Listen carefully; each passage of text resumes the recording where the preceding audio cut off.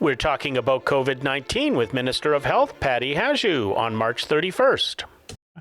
It's James with Net News Ledger. Joining us by Zoom is Minister of Health and Member of Parliament for Thunder Bay Superior North, Patty Hajdu. Minister, welcome back.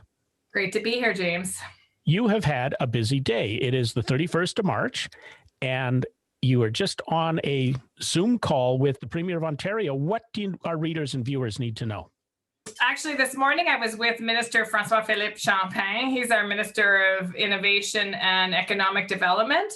And we co-made an announcement with the province of Ontario about an investment by Sanofi GSK in Canada to expand their biomanufacturing footprint.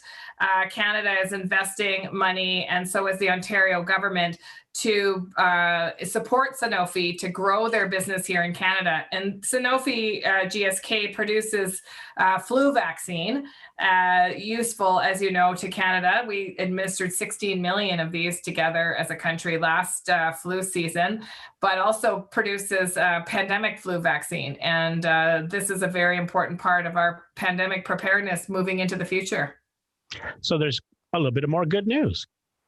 It is. It's good news from the perspective of strengthening our biomanufacturing sector. It's also good news from the perspective of ensuring that we have a place for emerging researchers, scientists, health science experts to grow their careers and to stay in Canada. And so we can capitalize on all that incredible Canadian talent and have great employers that can help foster that growth and create those vaccines and therapeutics that Canadians need. Now, I'm going to shift a little bit. One of the areas that we're starting to see a little bit of discussion, especially on social media, and I think it's important for people to realize that just because it's on the internet, it's not true, unless, of course, it's Net News Ledger.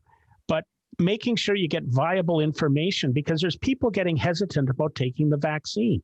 What do people need to know?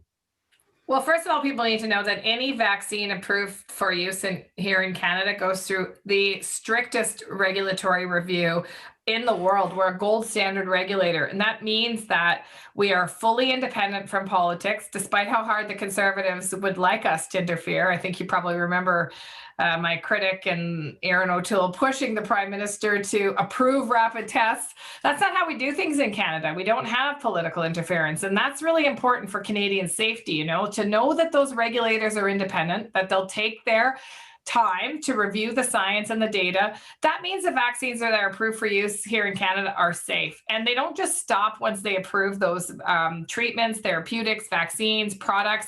There's an ongoing regular review, especially with the new vaccines for COVID-19, which were approved with the condition that the pharmaceutical companies continue to submit data as it evolves in real time. So that's why we can be certain that the vaccines for use here in Canada have gone through a rigorous scientific review. I think if Canadians are worried or scared about whether or not vaccine is right for them or for their loved ones, the best place to get information is from a healthcare provider. The second best place to get information is from a credible government source, Public Health Unit, the province of Ontario's website, the federal government's website, and there's a lot of those credible government-sponsored websites that you can be sure the information is correct. I think the worst place to get your information is from Facebook groups that are not endorsed by anybody, that are potentially run by people that not only maybe don't know about the science, but in some cases have ulterior motives to create fear and anxiety where there doesn't need to be any. And that's one of the important things here is that, a lot of people are feeling it's been a long time. They're stressed out.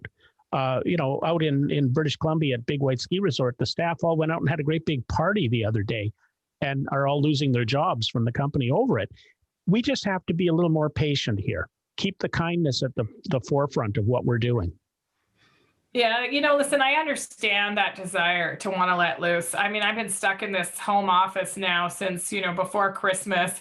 It's a little 12 by 12 box, and I think we're all, those of us who are fortunate enough to work from home are pretty tired of the scenery and would like to get back to our normal lives. And we have to remember that so many people don't even have that opportunity to work from their home. They're working on the front lines. They're cleaners, they're grocery store clerks, they're folks that work in healthcare or other essential services, bus drivers, pharmacy operators. Listen, those folks, they don't have the privilege of staying home and staying safe. They have to go to work every day. And what we know is the best way to protect them is to reduce the spread of disease in our communities. The less COVID-19 there is in our community, the safer everybody is.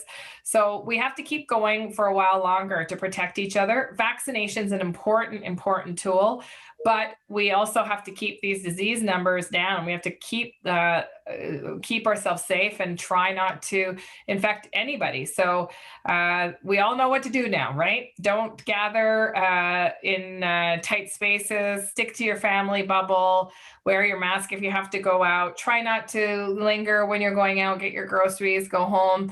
These are all really important things, and we're all exhausted, but I think it's really important that we just keep going for the next couple months while we see more and more people get vaccinated and protected. One of the keys to this is also rapid testing. It is, yeah. The government of Canada has procured millions upon millions of rapid tests. And we were just talking about this, the approval of rapid tests. It was a very hot topic, if you recall, earlier in the year when these tests were being reviewed by Health Canada. They're approved for very specific purposes with very specific guidelines. We also have a testing and screening expert panel comprised of experts from a whole bunch of different scientific backgrounds that are providing advice to the government of Canada and indeed to all kinds of different companies that are now seeing the value in these rapid tests. Now, they have to be used in a specific way, and they have to be used and if there are positive cases, they have to be followed up with PCR testing. But the government of Canada has been actually supporting private sector employers to use these increasingly in their businesses, and to help the provinces to use these as well in things like long-term care homes or other settings, because we know that if we can catch these cases before they, these outbreaks, before they grow into huge clusters, we can prevent some tremendous harm from communities. Thank you very much. Now, just let's get a little closer to home here in the riding. What's been happening here that we can share with our readers and viewers? You've been busy the last couple of weeks with virtual announcements.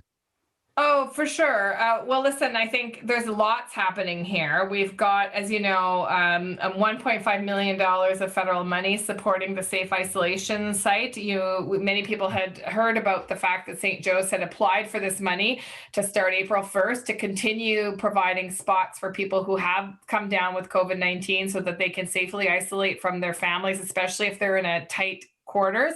It also gives space for people who are close contacts while they're getting their tests back. We know that one of the highest rates of transmission is actually happening amongst family members. And, not everyone has a private room. Not everybody has a private bathroom. And we know that if you can actually segregate yourself from your family, you can reduce the spread to the people that you love or your roommates or other folks in different kinds of living situations. So this is going to go a long way in helping folks isolate if they are close contact or if they're a positive case. Minister, I want to thank you for taking the time again. We're headed into the Easter weekend. So on behalf of us at Net News Ledger, have a quiet, safe, COVID-free Easter holiday. Yes, you too, James. It's supposed to go up to 14 or something on Saturday. So I'm looking forward to that. I'm going to be biking like a fiend on Saturday. There you go. Enjoy your weekend too. Take care. Thank you. To keep up to date, you have to subscribe. You have to hit that like button and hit the notification to stay in touch.